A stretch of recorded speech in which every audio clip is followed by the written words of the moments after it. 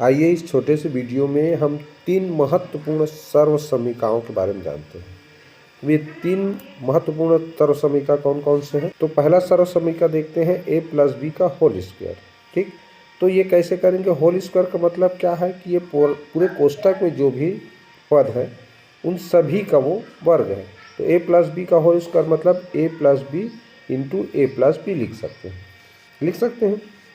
ठीक, अब देखिए a plus B into A plus B करेंगे तो a का गुणा ये पूरे a प्लस बी से हो और फिर ये प्लस b का गुणा ये a प्लस बी से होगा। अब a का गुणा करोगे a से तो a स्क्वायर मिलेगा, a का गुणा प्लस b से करोगे तो प्लस ए बी सी हो गया। अब प्लस b का गुणा a से करोगे तो a b हो गया। देखो b a भी लिख सकते हैं, a b भी लिख सकते हैं, लेकिन अल्फ़ाबेटिकल क्रम में लिखा जाता है तो बी ए ना लिख करके ए भी लिख सकते हैं। ठीक है, तो ये प्लस बी का गुणा ए से हुआ तो ए बी हुआ, और इस तरह प्लस बी का गुणा हुआ तो प्लस बी स्क्वायर हो गया। अब देखो A B plus A B को जोड़ दिए तो प्लस 2ab हो गया। इस तरह हमको पहला सर्वसमीका मिल गया कि a प्लस बी का होल स्क्वायर बराबर होता है a square plus 2ab plus B square. Clear हो गया? चलिए अगला देखते हैं। अगला हमारा सर्वसमीका है a माइनस बी का होल स्क्वायर। अब होल स्क्वायर का मतलब अभी समझाया हूँ, पूरे का स्क्वायर है मतलब उसको हम 2 बार गुणा के रूप में लिख सकते हैं। तो a minus B into A minus B हो गया।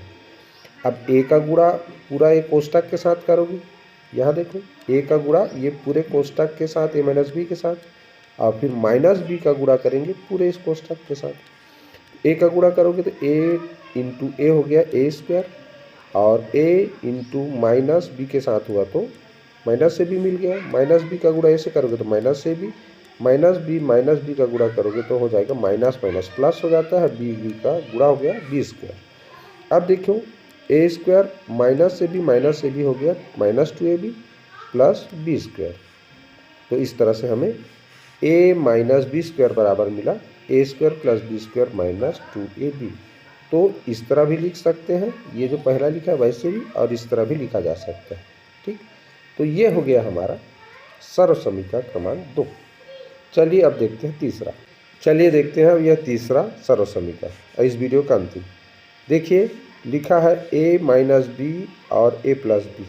ठीक, a minus B into A plus B लिखा है, तो इसको हल करेंगे, इसका व्युत्पत्ति करेंगे तो क्या मिलता है? देखो a का गुणा a प्लस बी से होगा, इस कोष्ठक के a का गुणा पूरा a प्लस बी के साथ कर रहे हैं, फिर माइनस b का गुणा फिर a प्लस बी के साथ। इस तरह लिख दिए, a का गुणा a से हुआ क्या होगा a स्क्वायर, और a का गुणा प्लस b से होगा तो plus A B, minus b का गुणा a से होगा तो माइनस ए बी, माइनस और plus b, minus b plus b का गुणा होगा तो माइनस प्लस माइनस हो जाता है, b का गुणा b से होगा तो b स्क्वायर हो गया। अब देखो यहाँ पर ये प्लस ए बी है और ये माइनस ए बी आपस में कट गया पूरा, क्या बचा? ए स्क्वायर माइनस बी स्क्वायर।